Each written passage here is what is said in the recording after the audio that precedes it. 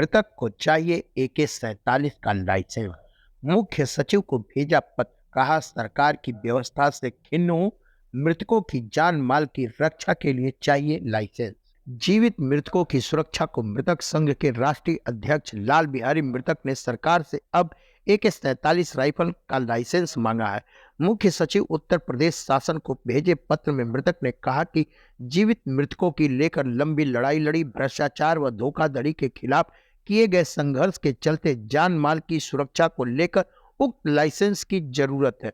मूल रूप से मुबारकपुर थाना क्षेत्र के अमिलो निवासी लाल बिहारी मृतक का जन्म 6 मई 1955 को निजामाबाद तहसील के खलीलाबाद गांव में हुआ था। पिता की मौत के बाद ग्राम प्रधान व तहसील स्तरीय अधिकारियों ने उसे मृत घोषित करते हुए उसके पिता की संपत्ति पर चचेरे नाबालिग भाइयों का नाम दर्ज कर दिया। 18 वर्षों तक लाल बिहारी मृतक ने सरकारी रिकॉर्ड में खुद को जीवित कराने को लेकर संघर्ष किया। 30 जून 1994 को मुख्य राजस्व अधिकारी व जिला अधिकारी आजमगढ़ ने लाल बिहारी को सरकारी रिकॉर्ड में जीवित घोषित किया। खुद को जीवित घोषित कराने के लेकर लाल बिहारी ने कई हथकंडे अपनाए। टिकठी के साथ लोकसभा व विधानसभा का चुनाव लड़ा। टिकठी के साथ चुनाव लड़ने के साथ ही लाल बिहारी ने मृतक संघ का भी गठन किया, जिसके बैनर तले वह जीवित मृतकों की लड़ाई लड़ने लगे। सैकड़ों की संख्या में जीवित मृतकों को कागजों में जिंदा कराया।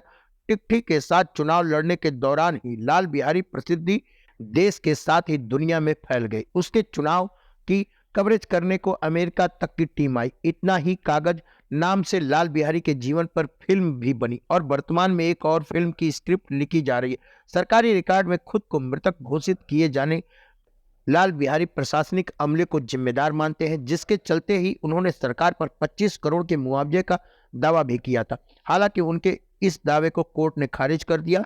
अब लाल बिहारी मृतक ने मुख्य सचिव उत्तर प्रदेश शासन को पत्र लिखकर जान माल की रक्षा व सुरक्षा के लिए AK-47 राइफल का लाइसेंस खुद व अन्य जीवित मृतकों के लिए निर्गत किए जाने की मांग की है।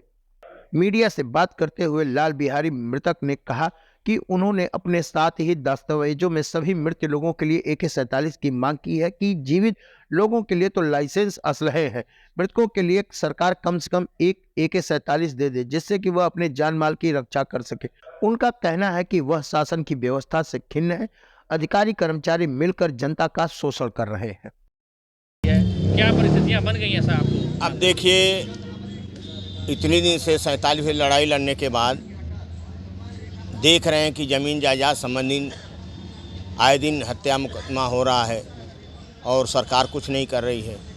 तो मैं AK-47 इसलिए मांगा हूं कि जीवितों के लिए तो राइफल है, रिवॉल्वर आदि है, लेकिन मुर्दों के लिए AK-47 होना ज़रूरी है, क्योंकि अन्याय, भ्रष्टाचार, धोखाधड़ी करने वाले अधिकारी कर्मचारियों के खिलाफ लड़ाई है। ये जनता से लड़ाई नहीं है। जो भ्रष्ट व्यवस्था में कार्य कर रहे हैं उनसे लड़ाई है। तो खतरा हमको इन लोगों से है।